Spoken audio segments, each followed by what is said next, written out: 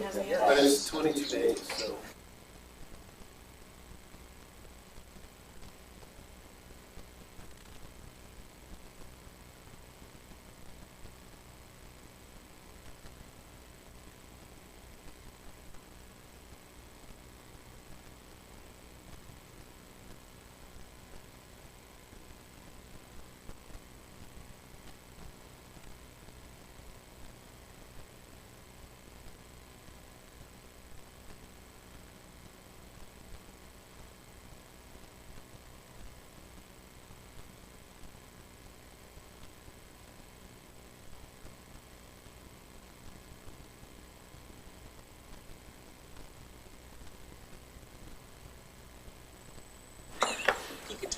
Good evening, everybody. We want to welcome you to this regularly scheduled meeting of the Caldwell Urban Renewal Agency. It's October 13th at 6 p.m.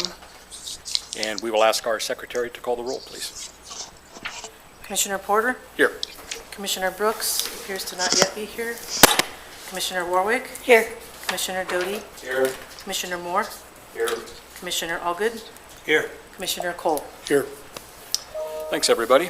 As per our custom, are there any conflicts of interest among the commissioners with anything that's on our agenda this evening? And seeing none, we'll move on to public comments. Are there any members of the public that want to address the Urban Renewal Agency on matters that are not on our agenda this evening?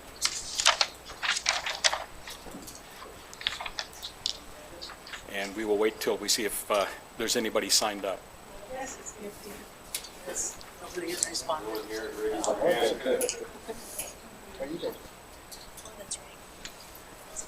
All right, before Chad changes his mind.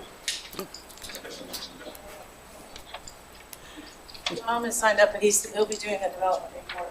Okay, very good, thank you. Brings us to our consent calendar. Do we have a motion as to the disposition of the consent calendar? Mr. Chair, Mr. Doty? I move that we pass the consent calendar as presented. We have a motion by Mr. Doty, a second by Ms. Warwick. Any conversations on that? Would the secretary call the roll?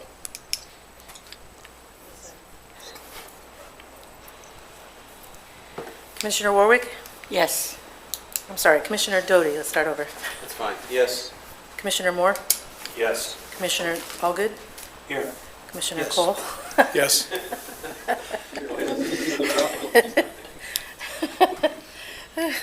I'm sorry. Commissioner Porter? Here also, and yes. And yes. It's about time for Commissioner a Warwick. total reset, isn't it? Let's reboot this thing. Okay. Brings us to our update reports, and the first update will be on behalf of RRC Contractors, and I'm not seeing Mr. Cooper here this evening. Anything to share on that? Okay, thank you. Our next update report comes in the form of an email from Sean Mabon. It was attached to your last-minute forms this evening, and I'll just read it in here. He addressed it to me. He said, I think the contractor developers are attending the URA meeting tonight. Is that you folks? Yeah. Would you like to speak to that project? And, Sure. and come on forward.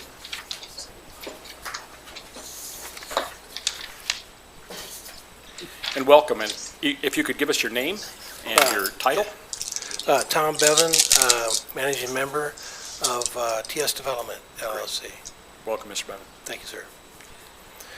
So we're gone through the structural drawings. Those are complete. And now we're doing the civil drawings, and those are now complete. So we'll be able to go do our technical review. It's almost all finished on the structural. We just have a little bit to do on the civil, on the technical review. And then we'll submit to the architect to do the red lines, which takes a couple weeks. And then we should be able to submit to the city for a permit. Very good. Any questions from Mr. Bevins? I have one in regard to Sean's note. He said you guys are having a little difficulty matching timelines with the Army Corps of Engineers. Yeah, I guess they asked for a study, so that kind of it's we're not pushing ahead aggressively until we get that report, see if there's anything we need to do. But it is something we're waiting on. But we're still doing the reviews. I don't think we'd submit until we know what the report says. So that's about the only delay, the actual submittal. Any questions for Ms. Betts? Great, thank you. Thank you, sir. Appreciate your Thank you. report. Our next report comes from Shane Jimenez with District 26, and it's in the form of an email attached to tonight's business.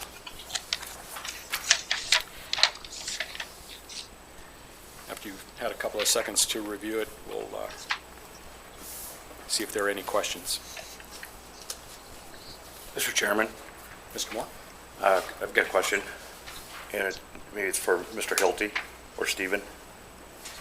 It says, in conversation with a vertical farming end user, do you know of any other operations in that area?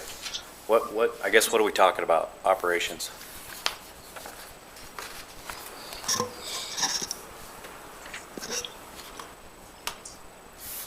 Chairman, Commissioner Moore, I believe the reference in the email was referring to the prospective group looking at the property for development opportunities. And I think what he was trying to say was trying to validate the credibility of the user. I have been in contact with the same group that is investigating opportunities in the urban renewal area as a whole. But yeah, he's trying to clarify if they're a known commodity in the region, so to speak, as far as the operation is concerned. What's a vertical farming end users? That's who's farming that out there right now? Is that who that is? I guess I'm confused at that question. No, this would be an entirely new project. There is a movement in different states to take farming vertically as opposed to horizontally, so it would be more of an indoor approach to farming. There have been some groups that have been moving in that direction, and I know that there's an entity potentially interested in doing something like that. So growing crops indoors on one of those in that area. Huh. Mm-hmm. So my next question, it says, in addition to general infrastructure topics, something that's being brought up more often by potential users, the condition of the interchange and the ability to handle increased traffic in general, particularly truck movements. Any direction from URA, city, or ITD in that area would be, I guess I mean, I'm not part of any, I would have thought all of that would have been thought out before it was all parceled up and established. So what's he looking for there? Yeah, Chairman Commissioner Moore, he's really looking for a collaborative approach to get ITD's attention, I'm guessing, as far as infrastructure on that interchange is concerned. It's slightly lackluster today, given the amount of truck traffic that we anticipate seeing along that corridor. So it's just a matter of moving pieces around, seeing if maybe there's a way that the agency could get together and communicate that to ITD in preparation for what we think will come to the area. I know that ITD has a plan on exit 25, which is Highway 44, to do some improvements there in 2027, I believe. And what Miguel is indicating, he and his team are saying, hey, can we look at exit 26 as well? Can we get some love there, to make some adjustments for the improvements that we anticipate seeing or needing out there. So I think that approach, that's something we've continued to do. I know our city engineer, Haley Hart, myself, Rob McDonald, we have frequent conversations with ITD about future plans and adjustments for growth. It just needs to continue. Mr. Hilty, has a lot of that already been touched on with ingress, egress, different areas, ways to come in, a light out front on 2026? I mean, hasn't that already been determined, or has it, or it's still in motion? I think it's probably still in motion is probably the best way to say it, Commissioner Moore. The discussions out there have been ongoing, as you're aware, for more than 10 years about exactly how the traffic flow is going to be, not just I don't know how much discussion there's been about the interchange, which he touches on. As you get off the interchange onto Highway 2026, there's been lots of discussion. I don't know that there's a final plan that's been adopted by ITD, and of course, Highway 2026 is under ITD jurisdiction. Gosh, it seems like some of that would have been mitigated prior or up front. I mean, gosh, you go out there to buy a 40-acre parcel, and how are you going to get people in, or how are you going to get them out, or which way is traffic going to go? So I think that's the only questions that I had, Mr. Chairman. Thank you, Mr. Moore. Mr. Cole? Yeah, so I'm just looking at that statement, any direction from URA. What does that mean? Is there some type of expectation on our part that we're supposed to be giving direction on that? Chairman, Commissioner Cole, I believe the impression that Miguel and his team are trying to make is, any level of communication that we could convey to ITD would be helpful, just to keep the conversation rolling forward, whether it be the agency or staff or a combination of both. It's really hard. From ITD's standpoint, they're pulled in so many directions. They have a lot of improvements across the valley to work on. It's just getting their attention, getting them to allocate funding in some cases to certain corridors over others. It's just been a challenge overall, but that's what I believe he's saying. I don't want to speak too much for him. Yeah, I mean, I'm asking you to interpret what he's saying. That's a difficult position to be in, but it seems kind of unusual to me to ask for us for direction, and I have no idea what they're looking for. So, yeah. Any other questions on this particular matter? Very good. Thank you, Steve. Great. And Chairman, I apologize for interrupting. I did get a text message from Mr. Cooper. Would like to update you if I'm able to, if I may. Yes, please. Okay. Perfect. So he did indicate that, and you all have likely seen the progress continuing at Kimball and Blaine there. He did indicate that framing will be completed end of next week, and they will be moving into roofing and mechanical and electrical rough-in. So things are progressing quite nicely. One of the holdups for him, as you all know, was the undergrounding of power along that corridor. The alleyway, I've learned in working with engineering that before you take power offline, you have to kind of rotate and cycle through businesses, in some case buildings that have been on a power line for many years, and it's just a process. So they went through that domino effect, got to the end of the road there, and I do think that process is, if it's not completed, it's nearing completion. From what I understand from speaking with TJ Franz in engineering, was that they are preparing to drop the lines in the very near future.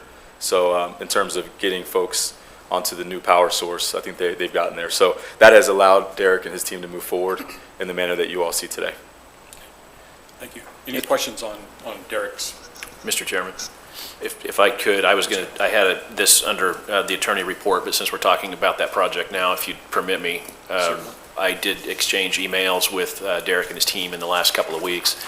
As you know, I've been monitoring their scheduled performance, which has been delayed for a number of reasons beyond their control, and just kind of pinged him about seeing where he was at, and he was able to provide an updated schedule that he had some confidence in. They were willing to do that, but there was this caveat that Idaho Power is not quite done, and so I said, look, let's circle the November meeting of the Urban Renewal Agency to get an updated schedule together. Hopefully that additional month will allow him to have a better idea. Maybe Idaho Power will be done, and that won't be a factor. If they're not done, they'll be closer, and he can evaluate it then. So he knows, we all know, that he's beyond the schedule in the DDA. We're working to get that done. And I just wanted to let you know that conversation took place. Thank you, Mark. That helps. Mr. Chairman, Mr. Moore?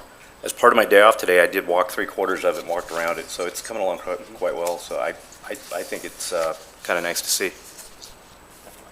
Mr. Allgood, are you checking in? Yeah, just, was there any indication, construction of the bridge at Kimball and Blaine is occurring? Is there any indication that that's going to delay him any, or have any involvement with him whatsoever? Stephen knows more about it than me, and Haley. Yeah, thank you for that. And you all may have noticed that bridge project, the construction portion at least, was pushed back to February now. So he will be past that by, hopefully. He'll have made significant progress by that point. There were a few conflicts going on in terms of timing. Obviously, Winter Wonderland was one that we had in the back of our minds for consideration, but just logistically, it was just one of those things where pushing it out made the most sense, and ultimately that was what was agreed upon. Derek and his team had been coordinating with the contractor logistically, so they could have worked it out, but it just makes it a little easier and a smoother process for construction to proceed. Perfect. Thank you for that. No problem. Okay, the next update report would be from Dean Pape and 7th and Main, and it's in the form, again, of an email. And Steve forwarded this to me. in regard to a meeting that he was having with Steve. He said, as I mentioned in our meeting, won't be able to attend the CURA monthly meeting and would appreciate you providing the board with my apologies. So no new updates, waiting for the plan to come together with Tillian Phase 2. So,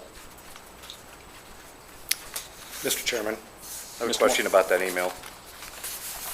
And it's for Mr. Hilty. So, Mark, I know we've gave some extensions, we've gave excess time last couple of years for the completion or the transition of this project between two parties. My question is this, as I listened to a candidate running for mayor, I listened to a couple of people running for city council, and they talk about a moratorium, whether it's residential, commercial, I don't know. Could any part of that affect, any part of that transition between these, what's going on now? Yeah, good question, and I'd like to be able to follow up with you on that and look at it. I want to say that the answer is it's unlikely that it would affect it because that is already under contract. The DDA that provides for what we've been calling the Tillian Phase 2.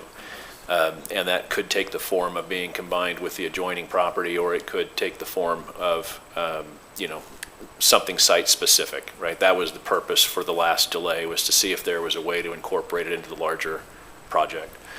But I'm going to qualify that answer. I'd like to kind of look at it, and it does, moratoriums sometimes affect only residential development. They affect development in certain areas of the city. So it'd also depend on, how a moratorium ordinance was crafted in terms of what it would delay or prohibit. So my apologies. I know that's not a very specific answer. No, that's okay. I can get a response. It's just something that I've thought about as I listen to people talk. Thank you. very good. Our next update report is from Carrie Smith. Good evening, Carrie. Hi. For the record, Wolfpack Development, and my update is fairly similar to last month. We did, though, get our building permit. TI improvements will be completed by the 1st of December on that build-out. We are hoping to get maybe some retail vendor spaces filled for the holidays, but as of right now, that's it. We did meet with a developer regarding reviewing some chain opportunities, which me personally, I'm not excited about chains in downtown, but we're having a hard time finding locals to fill that spot. And then we also did meet with 2 different people regarding the grass pad. So our intention will be to, if we don't find someone specifically for the grass pad, we'll be applying for a building permit for that pad so that we meet compliance with the development agreement. Very good. Any questions for Carrie? Thanks, Carrie. It's great to see you all. Good to see you, too. The next report is in regard to the Canyon County Fair, and I have talked with Ms. Sinner a couple of times, once in person and a couple of times by email in regard to their project there. I've explained our position that the money is getting rather stale. This is from an area that sunsetted a couple of years ago. We really need to see something moving forward. She responded with, they have been in talks with Roger Brooks about some ideas that they have out there, and then with Roger's presentation last Monday night at council, saying that they've expanded their vision and their scope all the way to 21st. They've got an idea that's going to bring College of Idaho and the rodeo and the fair kind of in line on the same project. In essence, what they want to do is build a retaining wall along those businesses behind where Great Clips and some of those other places are, so they can create more flat space, more usable ground. And they're just looking to tie up that agreement, make sure everybody's on the same page, and that Roger puts his seal of approval on it before they move forward. Mr. Moore, you have a question? Or Mr. Doty? Yes, thank you, Mr. Chair. A couple of things. One, we need to ensure that it fits in compliance with whatever the contract is too. Just because Roger Brooks says it's okay, he doesn't run the town, right? And he's expanded his scope way beyond what the city has told him to do by his own goodwill. Some people think that's good, some think it's bad. I'm not saying either way right now at this point. But we certainly shouldn't wait on what Roger Brooks says should happen at the rodeo grounds, the fairgrounds, the C of I, and quite honestly, it's the city property that we own. So if the contract isn't going to allow for it anyway, then we need to wrap up that area. It's 2 years old. Thank you. To that point, Mr. Hilty, could we go back and look at what were proposed as projects for that, maybe at our next meeting? Yeah, I'll take a look at that, and with a specific eye on that particular question. Very good. Thank you. Mr. Moore? Mr. Chairman, how much longer do we have until that project, or that money needs to be used or sunsetted completely down to a zero balance? Mr. Hilty, maybe you might know.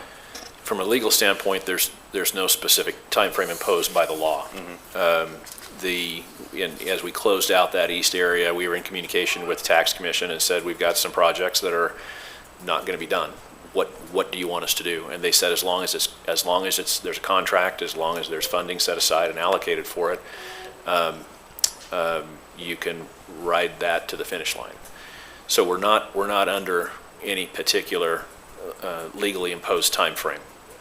It's becoming administratively difficult, and I think, Jim, we've talked about that. I've communicated that personally to Diana, that whatever we do, it's got to get done. Ray Lynn has that concern. I think, Jim, you talked to her about that. So, we're pushing on the practical side, but I don't have a statute that I can, trot out and say, here's your deadline. But I'm taking whatever goes there is something that is going to be needed, and invested, not just spending money to sunset money, correct? I mean, is that part of the whole gist? What she has told me, and I think reiterated to Jim, was that she's had preliminary discussions with the rodeo and the college, and they all were on board. They all thought it would be useful, is what she's relayed. Great, thank you. Okay, very good. That brings us to our report from ArchNexus. Good evening, Adam. Good evening, Chair Porter and the rest of commissioners. Thank you. An update since I last reported. Just wanted to give you guys an update on our final outreach meeting, which was September 24th out at the library. I want to thank most of you who attended that. It was very well attended. Hopefully we were able to provide information that you guys were hoping to hear. That meeting was about kind of going back to the community and let them know that we heard them. What was in our report seemed to be very well received. Obviously, not everybody's going to be happy with what you provide, but it's strictly just information shown there. We do have a meeting planned internally with a couple of you folks here, Ray Lynn and Chair Porter, to talk about kind of our final numbers this Wednesday. Looking forward to that so we can close it out. And also want to thank Mr. Hilty's team as well, as where we've been working with them, and also with Ray Lynn. And thank you, Ray Lynn, for meeting with our consultant direct to make sure we get the proper numbers and information in the report. The other thing I want to express that we've still been working with Mr. Brooks. He's constantly sending us emails and updates on what he's doing. So as you guys see our final report, you'll see some of his graphics. That'll also let everybody know we have been communicating and working very, very closely together. So other than that, there's not a whole lot more I can offer as far as updates, but we're getting very close to finalizing this thing. And of course, a small extension there to get that to you guys. Very good. Thanks, Adam. Any questions for Adam? Okay. All right. Great. Thanks, Thank you, guys. Okay, this brings us into our old business. The first action item is to consider Resolution 2025-19, approving the reimbursement agreement for the Lee Genke project in the Site B project area. This would be you, Mark.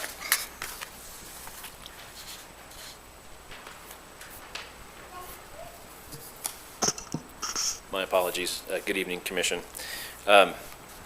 As you know, we finalized what we've called the Genke project site, technically Site B, I think, in the documents that we have. What you have before you tonight for consideration and approval is a tax increment financing agreement. You're familiar with these. We've got a couple of them now out in the new north area.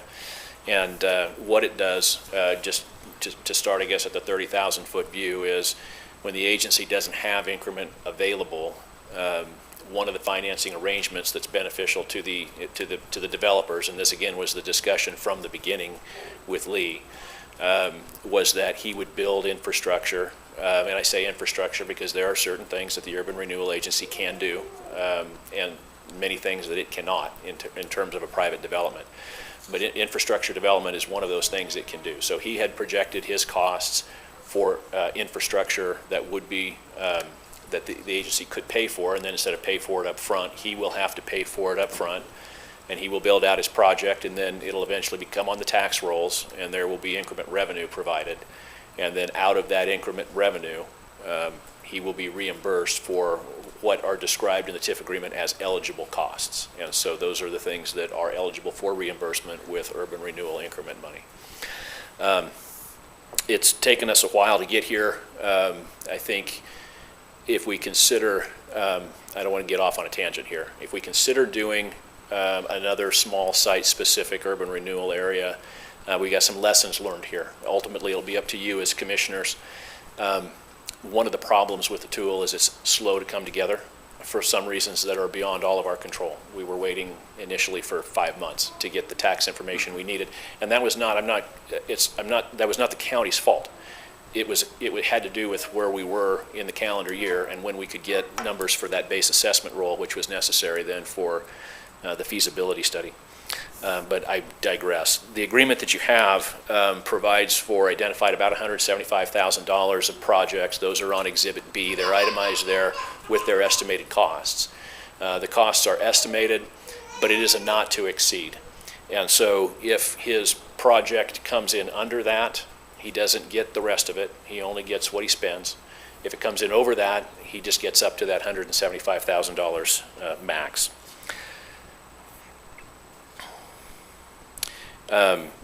We were in communication with Lee last week.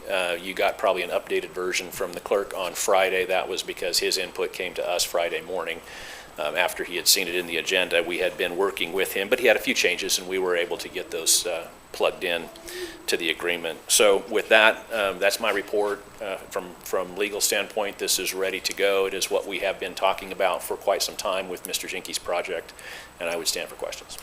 Mr. Allgood. Yeah, and I discussed this with Ray Lynn and Mark right before the meeting, and I'm clear on it, but there's so much public misinformation out there. I just want to get this on the record correctly. So this improvement list, Exhibit B, all the improvements that the Urban Renewal Agency would pay for are on city right-of-way. We're not building brick and mortar on private property with urban renewal money. And so this list of things, and please, either Ray Lynn or you correct me if I say anything wrong, but this list of things, as he completes things on this list and submits for payment, they will be reviewed by engineering and our public works staff to make sure they fit urban renewal and they're not private property things that we're making improvements. The idea has been that we're funding a private developer on his own property, and that's not what we're doing. I just want to make that clear, so that, because again, there's so much misinformation that gets out there that, anyway, thank you, Mark and Ray Lynn, for helping me get that done. And if there's anything I need to correct, or you need to correct, please. No, that's all exactly right. And as we looked at it together, you will see some things like paving and excavation, things that are going to need to be done not only in the right-of-way, but for his project on private property. What is in the TIF agreement is only excavation, paving, concrete work, that kind of thing that is within the right-of-way, that is a public project that would be appropriate for urban renewal to pay for up front, or in this case, to reimburse with increment. Thank you. Ms. Warwick? And then, Mr. Chair, to take it one step further, the way that he'll get paid back is not until that build-out is complete. Those properties hit the tax roll, and when we start getting increment for that property only. So it's going to be that property only that is paying, by virtue of their taxes, that is going to be paying for the improvements done to that property. It's not a burden on the rest of the taxpayers. Also correct. Mr. Moore? Mr. Chairman, It has taken a long time, so Mr. Hilty's correct. It's taken a long time I looked at that thing back in May of '24, and I went through these numbers right here, and they have not changed since May of '24. So, Mr. Hilty, if those numbers go up, he's kind of responsible for that himself. This is what we're committed to, correct? Correct. Yeah. So I think that little section there kicks off a pretty good idea of what could go on in the larger realm of things that we're looking at down there. Yeah. So I think it's a wonderful deal. I have no idea why anybody would want to vote against it, especially on that corner, and the tax revenue, everything that's going to come forward with that. But I think that shows how people just don't listen or look, or even walk down there and walk it off and look at it. So thank you for your updates. Any other questions for Mr. Hilty? Okay, do we have a motion in regard to Resolution 2025-19? Mr. Chair, I move that we accept this resolution or approve it. Okay, we have a motion by Mr. Allgood Second. and a second by Ms. Warwick. Any other discussion? Okay. Would the secretary call the roll? Commissioner Allgood, Yes. Commissioner Cole, Yes. Commissioner Porter, Yes. Commissioner Warwick, Yes. Commissioner Doty, Yes. Commissioner Moore. Yes. Very good. Thank you. The next item of old business is an action item with an update on the possible LID-funded infrastructure in the Caldwell North urban renewal area.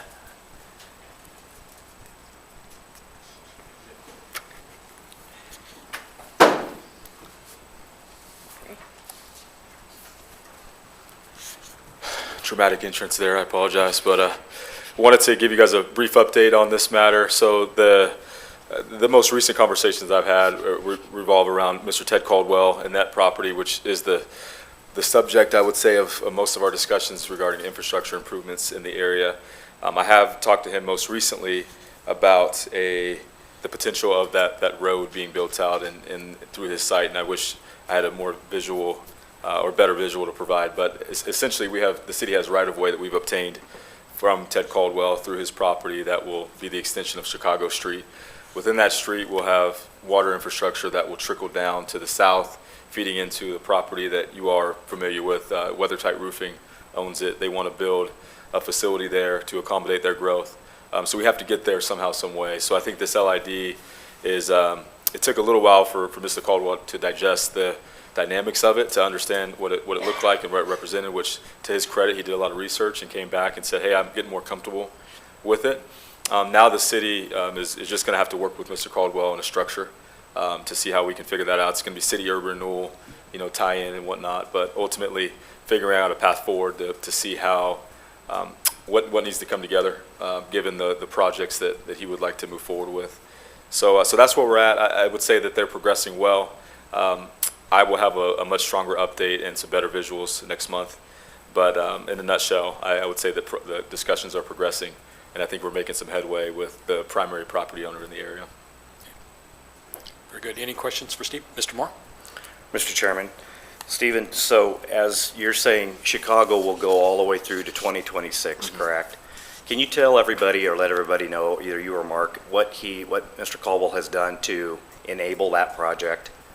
So enable that road to go all the way through, whether it's bridges. Can you tell everybody that? Because I don't think everybody understands what the amount of money he's spent out there 11, 12 years ago. Yeah. Chairman, Commissioner Moore, Mr. Caldwell, I would say, created a little bit of a vision for the area. He had a plan for some of the properties he purchased. He came in from Central California, no relation Caldwell-wise to his name, but I found it to be quite funny that his last name is Caldwell. But he came in with the belief that area would blossom one day and turn into something special, which I think is happening right now. Ultimately, he put in a significant investment with those bridge abutments down there to allow for that road to eventually traverse through the site.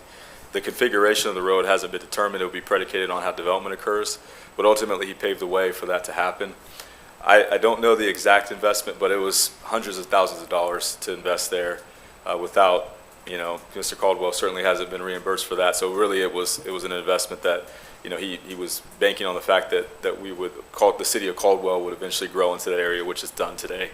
So that was very helpful. As of now, those residents that live in that area don't have a great way to get to the south or to get into the city center without taking I-84. Let's just imagine for a second that there's some kind of issue on the freeway or some hazard that's blocking traffic and whatnot. There's really not a good path to get down this way. So creating that Chicago pathway is just going to help with traffic flow. It's going to just create another avenue for folks to travel on. But more than that, it creates infrastructure for us to develop underneath and to get to other sites that could benefit from that kind of investment. So I would say that Mr. Caldwell's done a lot from that standpoint, and his investment with Canyon Springs RV has certainly helped as well. So, Mr. Chairman and Stephen, I believe those bridges, when I talked to him 10, 12 years ago, that he paid upwards of $700,000+ each for those plates on those bridges. And I think those things have now doubled since then. So he had a vision, he did. And let's don't forget, part of that whole way down there, along the freeway there, does anybody remember how much garbage and how much was stacked up through there? And I remember the first thing one of the first times I met him, he said, you know, what can we do to clean this all up? And look what's there today. I mean, gosh, there's lots that have went in. There's things have been optioned.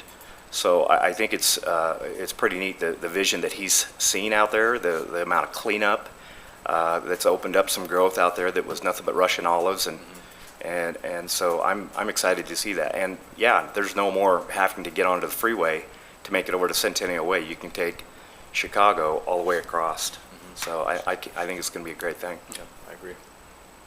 Very good. Any other comments or questions? Thank you, Steve. Thank you. This brings us into our new business, and the first item is to consider Resolution 2025-20, adopting an MOU between the City of Caldwell and Caldwell Urban Renewal Agency regarding staff. Thank you, Mr. Chairman.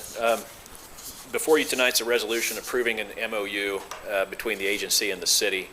The city has not reviewed this yet, so it would need to be processed through City Council as well to be fully executed.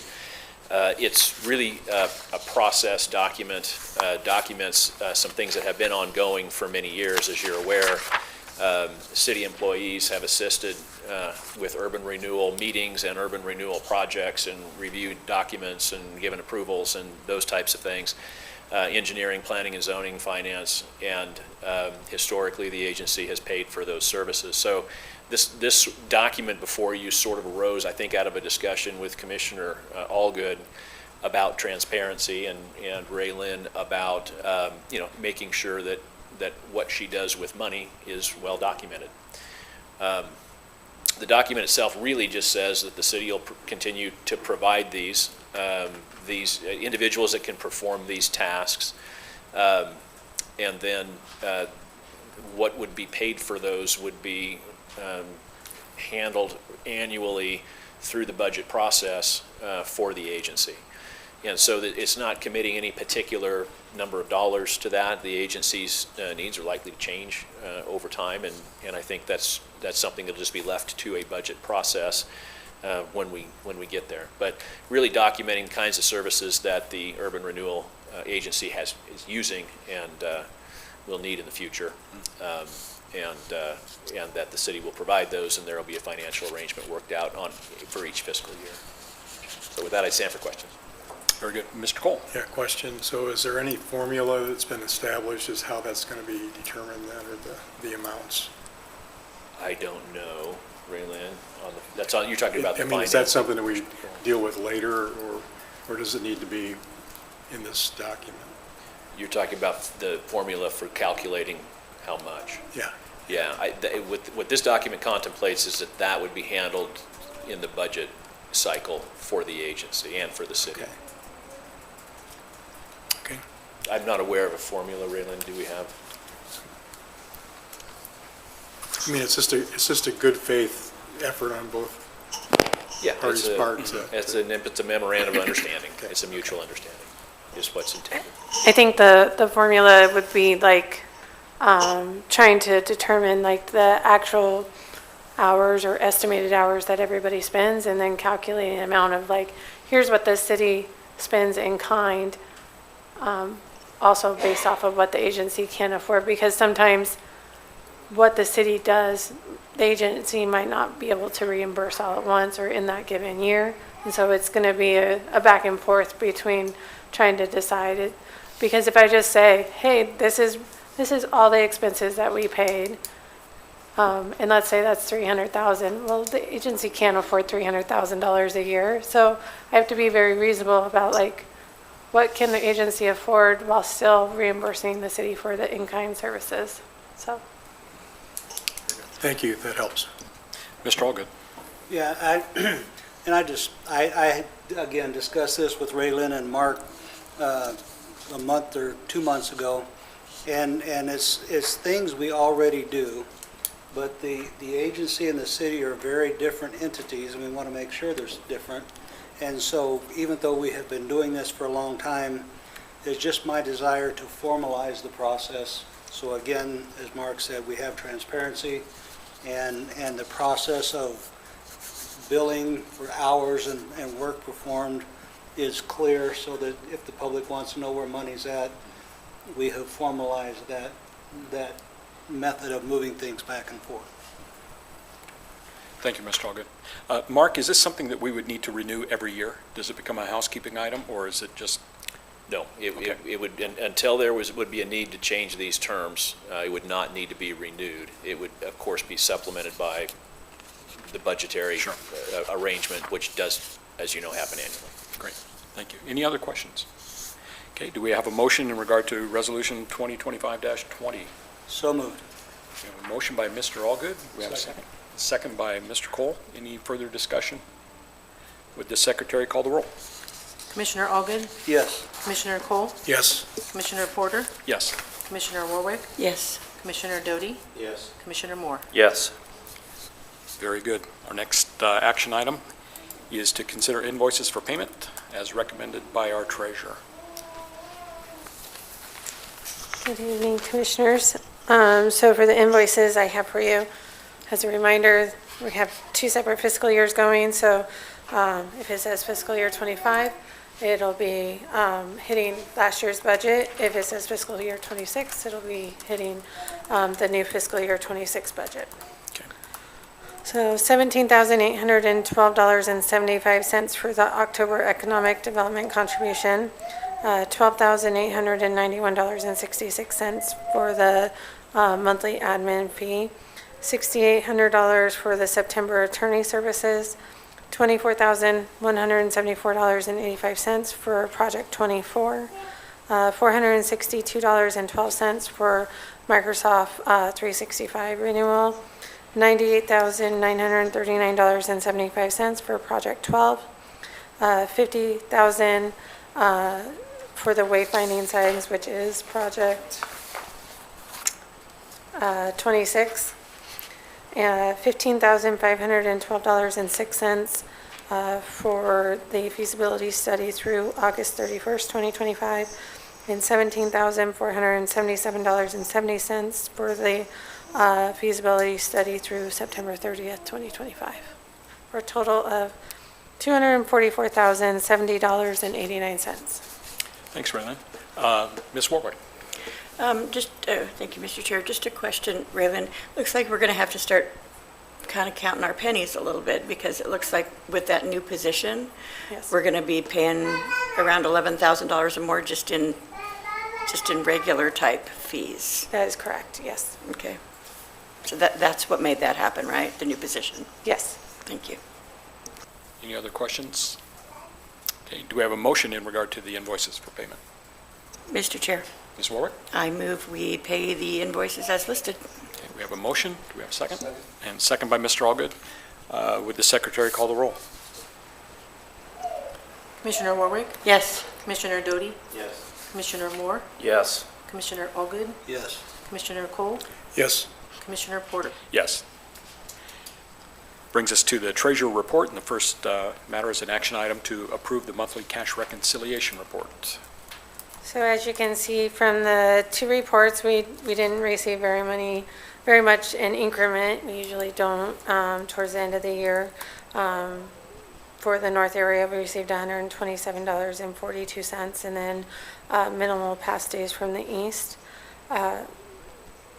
Within this budget year, you can see how we plan for a budget of almost $1.9 million for 2025, and we still have $800,000 in remaining budget. So we did not spend as I projected on a lot of things, but there are other things such as like the feasibility study where we did not budget for that. But moving money around, it still came within our budget and did not make it over budget. So within cash, right now between both the Banner Bank and the LGIP, we have just over $3.7 million. But I do predict that that is going to be, this next year is going to spend down. And we'll see a decrease in that going on. So. Thank you, Raylene. Questions for Raylene? We have a motion in regard to the cash reconciliation report. Mr. Chair, I move we accept the cash reconciliation report. We have a second? Second by, okay, motion by Ms. Warwick, second by Mr. Allgood. Secretary, would you call the roll? Commissioner Warwick? Yes. Commissioner Doty? Yes. Commissioner Moore? Yes. Commissioner Allgood? Yes. Commissioner Cole? Yes. Commissioner Porter? Yes. Brings us to our project list report. So within the project list, so any projects that just had small amounts, we closed those out. And so this next time you'll see the USIC project also be closed out. And so our goal is to really get these projects to where this next year, all of these projects are closed out. That is my goal, and not to have any outstanding projects. I know that some of them are in process within the city, such as the underground power, and as well as the Project 7, which is that 510 Arthur. As that project moves forward, some of those utilities will be relocated, and so those projects are being actively worked on. And same with the wayfinding. That $50,000 payment was for a down payment to get those poles ordered and coming right away. So the goal is to get this closed out by the end of fiscal year 2026. That's my goal anyway. Doesn't mean it'll happen, but that's my goal. Thanks, Raylene. Mr. Allgood. Oh, sorry. Oh, Mr. Moore. Mr. Chairman, Raylene, just for my own clarification here, the cash reconciliation versus that $107,000, $296 on the downtown signage to the wayfinding, $50,000 has been taken out. That leaves a balance left to spend of $107. Is that right? No, so the invoices that you just approved are not in here, so Oh, it'll okay. take that 107 to 57. Got it. So, Okay. Yeah, thank you. That was my only question. Yeah. Any other questions on the project list? Very good. Thanks, Raylene. This brings us to our economic development reports, and the first up is Mr. Jenkins.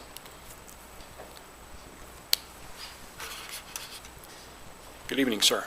All right. Chairman, Commissioners, appreciate you allowing me to give this update for September, as always. I failed to list this, but I wanted to include it in my report. So I wanted to mention that the owners of Sun Creek Point RV Park, which quite frankly is one of the nicest RV parks I've ever seen. It's on Aviation Way, 225 site park out there for RVs, and we're talking pickleball courts, full court basketball court, golf simulator, just an amazing facility. They have purchased the Caldwell RV Park right off of I-84 over in our new urban renewal area. They're going to call it Lake Point RV Park. I believe I got the name right. But ultimately, they're going to make some dramatic improvements. Those that frequent the area have likely seen some change already on the grounds. So that's a really exciting feature that I wanted to update you all on, and failed to mention that in my report. And I had a great tour last week of, that's why all those amenities are fresh in my mind. They have a dog washing station. It's incredible. But what they will do for that new RV park is going to be quite dramatic, and I'm excited that it filters into the urban renewal area as a whole. The first thing on my list officially is Project Cabbage Patch, and we had a great site visit with this group. They're out of the East Coast. They're very interested in the area, continue to explore opportunities to locate in Caldwell. It's an agribusiness company, which we find very favorable. This project will bring over 250 jobs. Just really awesome alignment. I want to give kudos to City Engineer Haley and Haley Hart, and then our Public Works Director, Rob McDonald. Ophelia Morales was in there as well, helping out as she always does, but just a really strong visit. I felt like the love was there. You know, they certainly felt like they were valued and wanted, and we also felt like it was just a good company to bring into Caldwell. Project Broken Arrow, we're continuing discussions with them. They are now negotiating actively with the property owner. We're hopeful for the outcome, but ultimately they're working on price and other factors, but they're getting close. So that's good news, is they're taking steps ahead. Project Wolf, and this is one of the bigger projects I've seen in my role since 2019 here at the city. We continue to have active discussions with them regarding this project. In fact, we were targeted early on for opportunities here, and I mentioned this before to this commission, but in all likelihood, a lot of these big acreage projects are considering areas like Caldwell and Cuna for the most part in the Treasure Valley. So we tend to be identified early on. So at full build out, this project could exceed 2 million square feet and create more than 500 jobs. So again, one of the bigger projects I've seen under one roof, but I have been in a 1 million square foot building out in Lakeland, Florida. It is unbelievably big. I mean, it was full of Gatorade, and it was the biggest building I've ever seen in my life. So yeah, this would be an awesome thing to add to the city, and I just love the 500 jobs that they'd be bringing as well. Maverick Construction continues to move forward, which is great, and you all have likely seen that have been in the area, but I do anticipate that this project will be completed by the end of the year, if not next month. So it's making some good headway. I see overall value in recent annexations, the work we've been doing to find connectivity to the city out there. It's really helped with my conversations to potential groups that are interested in the market. But overall, I've just seen activity pick up in September. It was really awesome to be on the other end of the phone, answering calls, fielding inquiries and whatnot. And I feel like the brokerage community has indicated that to me as well. There's just been an uptick in activity across the valley as a whole. So I do think that we're going to start to see some movement out there. So we just have to gear up and be ready for what's to come. So just additional updates as I like to do. August 2025 inflation rate's 2.9%, slight increase from 2.7%. So not dramatic, but just something to keep note of. I thought that this chart was really neat in terms of identifying how data centers are booming across the country with our society's obsession with the internet and the cloud and all that. Of course, data centers have to keep up with that. You see that $41 billion have been invested from January 2014 to July 2025 compared to office investment that's right around $45 billion. So data centers are almost exceeding that benchmark, which is a new thing to keep an eye on. So like data centers are certainly coming in. One thing that I'll tell you all as a commission is we look at projects very closely, all of them, of course, but we in economic development, at least in this stage, we love investment, but we certainly love jobs. I mean, that is the key factor in a lot of decision making that we make and that we are part of. But ultimately, the alignment of how it intersects with the community is critical as well. Data centers use a lot of acreage.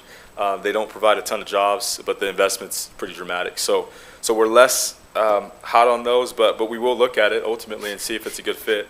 Again, we love the alignment of a company, the jobs that they provide, and the overall investment. So there's a variety of factors we look at, not just the investment. As you all can see, here's a survey that was recently conducted by a company called Charter. Ultimately, they looked at the respondents' view on certain industry sectors. Farming and agriculture was number one, followed by the computer industry, and then restaurants, automobiles, accounting. I just found that to be interesting. Of course, in Caldwell, I find that to be the case here. I think farming is a huge industry in our market. In our GDP, it's critical in Idaho, so we're going to continue to push agribusiness in Caldwell as much as we can. Here's a new poll that discussed how Americans feel about grocery costs compared to a year ago. 47% of the general public feel like they're higher than they were about a year ago. 34% about the same, and then 19% easier to afford. Here's a chart on welfare across the country. I found this to be interesting. We're one of the lower states for welfare. My hope in this role is to provide a number of diverse jobs that folks can find their niche wherever they need to in Caldwell. They don't have to leave our community for that need. So we're going to continue to work to get there. And then median salaries by state. You all can see our median salary is right around $60,000 at $58,500, roughly $58,500. We are, I would say, a little low on that scale. We're working on, improving that, of course. But I will tell you guys this: the jobs that we see coming in are far. They're exceeding what we expect in terms of their average salaries and whatnot. We actually have a company that we're going to announce here in the near future that's solidifying plans to locate in an existing building in Caldwell, and their average salaries are way above the average county wage, which is $50,000. So we're really excited about these new companies coming in and what the jobs that they'll provide, the quality jobs they'll provide to the citizens. I think that's all I have, unless there are any questions for me. Thank you, Stephen. Mr. Allgood. Just a quick statement. I always love what you follow up with, Stephen. That's always great information. The sad thing is, with a median salary of $58,500, you can't buy a house. Houses are still too expensive for someone making that kind of money to buy a house. And it's I have kids in that area, so I'm kind of tuned into that. But we need to correct that as we go forward.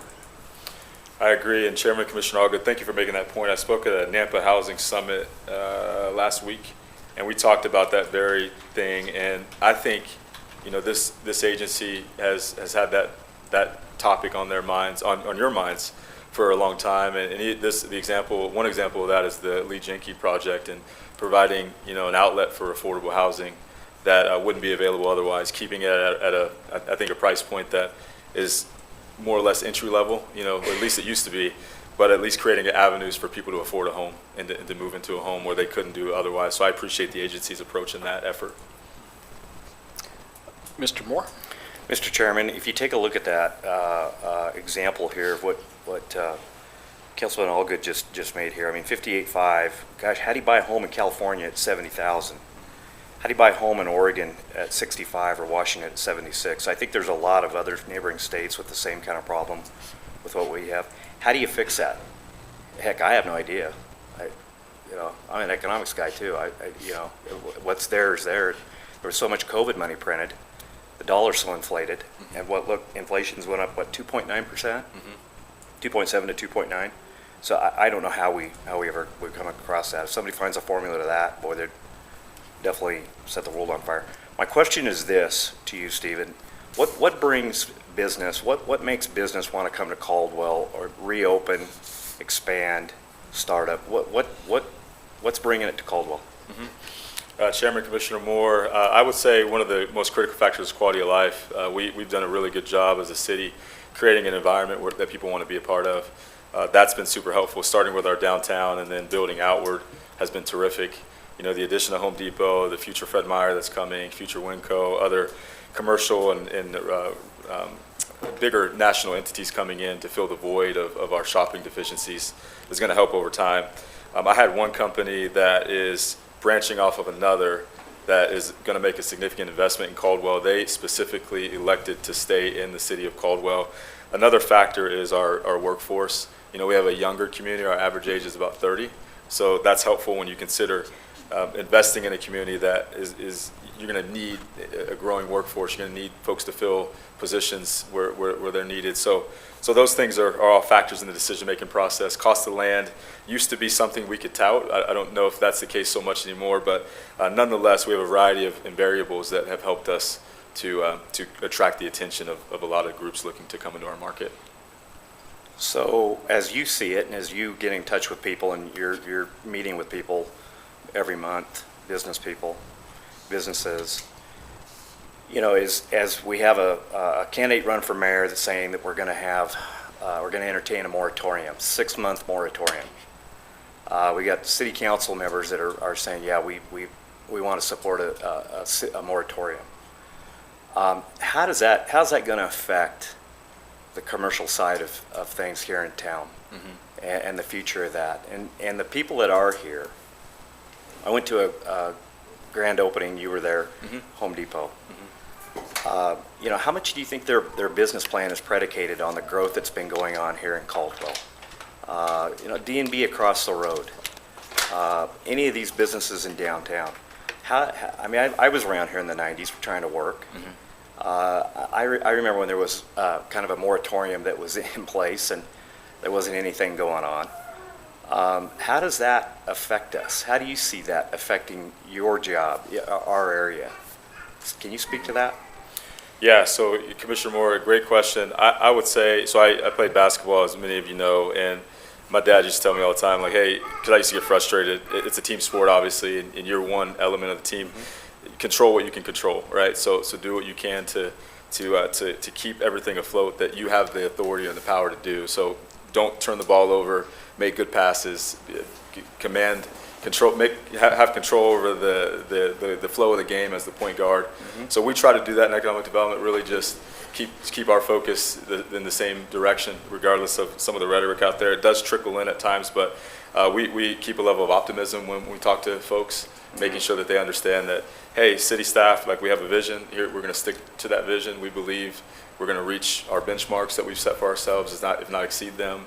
One of the things I'll tell you about the commercial growth that we're seeing, retail and commercial growth, is a lot of it is based on a radius and identifying, I mean, every unit is counted, right? So household incomes, how many units are coming in, whether it be multifamily, single family, whatever, making sure that the folks that are investing that kind of capital into our market can meet their numbers, if not exceed them. So it is important to continue to grow and to be a place where folks, we're identified on their radar. I think that Caldwell's doing a great job at that. If we stay on track in the manner that we are today, we're just going to continue to see great groups coming in. Again, I just have a lot of joy answering the phone because there's companies calling me that I've been chasing down since 2019, and now we're in a position to grab their attention. So that's been exciting. So you talk about staying around. Gosh, I mean, you know, in the 30-some years in banking that I've worked around here, opportunity comes around and then it goes away. And when it goes away, whether it's 2007, 8, 9, 10, or during COVID, when things pause, it's hard to get those things back. So as they compare a moratorium as what is in Middleton, how can you compare that to something that could go on here in the fourth largest city of the state? I mean, how would that work here? You know, from an economic standpoint, you know, supply and demand is always a factor. So I think at the end of the day, you know, we just have to keep our heads down, keep doing the work, stay focused on the goals. We're going to keep bringing in, you know, the basic sector industrial users, you know, retailers coming in. Ultimately, you know, whatever comes in our way, we can't control that. So we're just going to keep fighting the good fight as long as I'm in this seat. And I know Ophelia feels the same way. We're just going to keep smiling, making sure that we reflect the city in a positive way to the development community and to folks that want to invest here. Well, I appreciate what you're doing because I know there's a lot of businesses that are leveraged, that they're borrowed, and they're banking on the fact that this thing keeps going in a positive direction. So I appreciate your report. Thank you, Stephen. Thank you so much. Appreciate it. Mr. Cole? Yeah, Stephen, as I said last time we met, I really appreciate your bringing positive things forward to us here. And just on a smaller scale, I think when I'm talking to other people, you know, who are here from other states, I mean, we moved here a little less than 4 years ago, and I just talk about like the water bill, the garbage bill, the power bill, the gas bill, our lower property taxes, our lower state income. I mean, all these things are really positive. And I talk to people and they're just saying, what? I'm paying half of what I used to pay for to the city. And so I think it's really, when we have these opportunities to talk to other people, you know, to emphasize, I mean, it's on a smaller scale, but to emphasize those positive things that we have here in Idaho, it's wonderful. So, Yeah, no, the intangibles are terrific, and I appreciate your statements. I feel as though having a pro-business environment is extremely helpful as well. You know, the mayor gives me a certain amount of latitude to go out there and share the story, you know, to be customer service friendly, because they are our customers at the end of the day. So treating them the way they need to be treated, treating them with respect and dignity, making sure that they understand that it's symbiotic. It's not just them versus us or so on and so forth. We're collaborating in an effort to bring opportunities to the city. Thank you, Stephen. Thank you. Ophelia.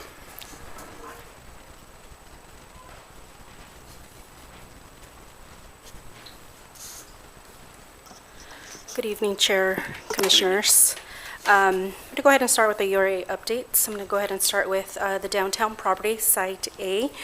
We've been engaging with businesses that have been interested in the past and continue to be interested. So we are very positive that in the upcoming year, we'll have some great projects to put in front of you, some great proposals to put in front of you. So that's going great. Moving on to general downtown updates. I think Mark and Stephen covered the Blaine Kimball project, so I won't cover, I won't provide an update in regards to that.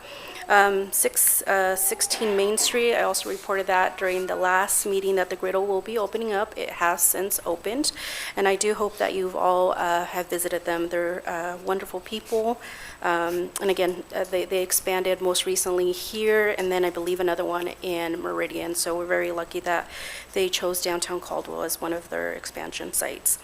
702 Main Street, that's the former Amano building. NARA is scheduled to open later this month. They've done a lot of tenant improvements to their space. They are looking to provide that experience for our community, and he shared some numbers with us a couple of weeks ago when we met, and he does believe in Caldwell, so we're excited for him. We're also excited for the community. We will continue to meet with them. They believe in Caldwell so much that they're willing to bring other projects here in the future. So we're excited for them. And then 716 Blaine Street, that is the former axe throwing building. That will be a meat market. They're doing tenant improvements. They are scheduled to open, they hope, by December. So we're excited for them to be making some progress in that space. This upcoming week, or next week, I should say, on October 22nd, which will be a Wednesday at 4 p.m., Shared Stories. It's a little bookstore here in our downtown. They have expanded, so we hope to see you there. Again, that will be a ribbon cutting for their expansion. They're wonderful people here in our community doing wonderful things for our downtown. DC reports that the plaza has had 7,000 more guests over the past 12 months than previous years, so we're excited again to see those numbers. If you have attended some of those events, some of those signature events this year, you probably did notice that there's an increase of people coming to our downtown, so that's been exciting. We are shoulder season. That means that signature events have ended for the season. However, DC is working on setting up the ice rink, which should take about 5 weeks. So at this time, we do ask all of you and our community members to continue to support our local downtown businesses to help them stay afloat. So it is pretty expensive out there in terms of the restaurants being open. So we hope you can continue patronizing those restaurants. And I don't have anything else to report today, so I will stand for any questions. Mr. Moore? Mr. Chairman, Ophelia, how many ribbon cuttings have you been to in the last 60 days? I've lost track. I know, I've never experienced anything Yeah. like that. Yeah. What's been going on, even for the last 6 months? Yeah. I think our most recent one was Les Schwab. Les Schwab, Yeah. yeah. And I think the day before that, we had another ribbon cutting here in downtown. So, yeah, I can't keep track of them, but I'm happy to see Councilman Doty there, you as well, participating and attending those events. So it's been Yeah, and I wonderful think to there's a see you couple all. more this week at Tire Shop and Yes. that, but Yeah. it's neat to see the amount of business that's going to invest in the future of Caldwell. Yes. So, and I appreciate all the work you do out there. You talk to a lot of people. That's the name I of the do. game. Thank you. I do. Thank you. Any other questions for Ophelia? Very good. Thank you so much. Thank you. This brings us up to our attorney reports. Thank you, Mr. Chair. So next steps for Mr. Jinky, he needs to build it, and I think he knows that. He's in that spot. I haven't talked to him about his time frame. He's a little bit late in the construction season. But I do think probably the other thing we need to do, with your permission, Mr. Chair, is have the clerk add him to the agenda for a monthly update report, since he now Certainly. has a going project with the agency. So Angie, if you'll do that, if you've got any questions, let me know, but we'll hopefully get him here next month to tell you kind of what he anticipates. On the central project area, that we had hoped, as I mentioned last month, to have that plan done and presented to the agency tonight. And as you'll recall, the first step is to really review the plan, hopefully accept it. It would be in draft form, and then forward it on to the city for processing, and ultimate adoption would be the goal. We were unable to get it done. As Adam let you know, that the feasibility study is still nearing completion. So hopeful to have that done Wednesday as a result of the meeting that he mentioned. Then finalize the plan with that, again, the draft plan, with that updated feasibility study, and then a special meeting, Mr. Chairman. Yeah, I've been in consult with Ray Lynn, and we're thinking about a week from Thursday. So I think it's the 23rd at 6 o'clock, and that would be the only item that we have to address. That'd be good. It won't wait a month.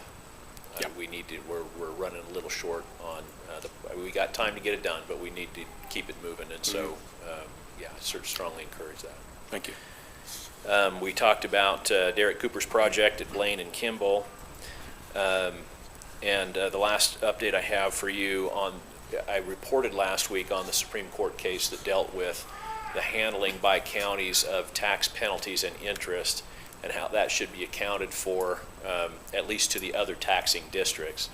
As you know, the Urban Renewal Agency is not a taxing district, but the ruling in there was fairly applicable and fairly clear. I reached out to Zach Wesley, the attorney for the county. I said, can we put this behind us, or are you going to be paying that over? He said, I'll get back to you. I pinged him again recently. What can I tell my commission? And I hadn't heard back. So I will continue to kind of monitor that. Let's see what happens here in the next month. Obviously, there is some friction, I think, between the county and the city. Maybe this is a spillover, but I'll continue to report to you on that, and I'll continue to push Mr. Wesley. And ultimately, if we have to make a decision about what to do, we'll talk about options there. So that concludes my report. I'd stand for questions. Okay, thank you, Mark. Any questions for Mark? Very good. Thank you, Mark. Brings us to our commissioner reports. We'll start at Mr. Moore's end tonight. Anything to share? Well, I can't wait for Mr. Cooper to hurry up with his project so I can get some drive-through Amano. They're going to open that alley up and have a lunch menu, so that sounds like it's going to have a special pricing and all that. So I'm looking forward to that. Yep. Mr. Allgood? Just kind of going on the theme, I've had the opportunity to shop at Home Depot and have breakfast with some friends at the Griddle, and it's just so great to be able to just come downtown Caldwell and do all this stuff. 10 years ago we couldn't have done any of it, and it's just great to see what's going on. Mr. Cole? Ms. Warwick? Mr. D? Well, very good. I'll just echo what you guys have said. It's been a remarkable dozen years, hasn't it? Just incredible. And it's to the efforts of our city staff and Steve Jenkins and Ophelia and the Steve before Steve, and it's all been good. So the next time we meet, it will be post-election, and let's keep positive vibes and a good attitude going into this next month. So with that, we will stand for adjournment.